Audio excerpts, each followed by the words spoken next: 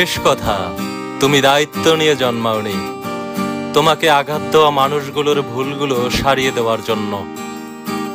তুমি দায়িত্ববোধ নিয়ে জন্মাওনি তাদের শেখানোর জন্য যে কিভাবে তোমাকে ভালোবাসতে হবে।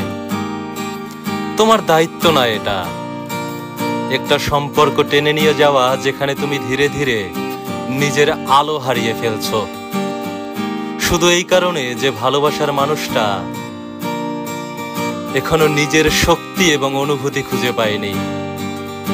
তোমার কাজ না এত বেশি বুঝদার হওয়া, এত বেশি সহনশীল হওয়া, এত বেশি বোঝানো, এত বেশি ক্ষমাশীল হওয়া যেন তুমি সেই প্রক্রিয়ায় তুমি নিজেকেই হারিয়ে ফেলো।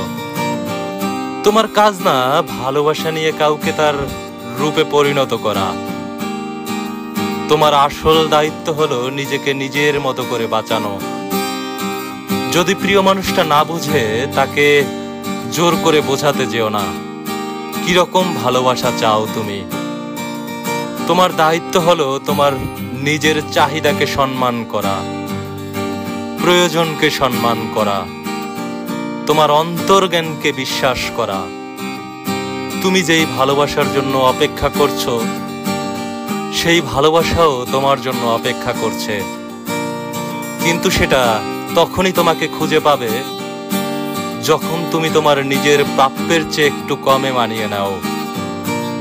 সেই ভালোবাসা কেবল তখনই চিনতে পারবে যখন তুমি নিজেকে পুরোপুরি প্রকাশ করবে। একটা গভীর নিঃশ্বাস নাও, তোমার মনের ভিতরে যেটা সত্যি করে বাজছে সেটাকে বিশ্বাস করো এবং সেই সিদ্ধান্ত নাও উচিত এটা তোমার নিজের মূল্যের প্রতি সম্মান দেয়। কারণ তুমি এমন ভালোবাসার যোগ্য সেটা মুক্তির অনুভব দেয়, কয়েদিশালার মতো নয়। তুমি এমন ভালোবাসার যোগ্য যে তোমার সংবেদনশীলতাকে উপহার হিসেবে দেখে, একটা বোঝা নয়।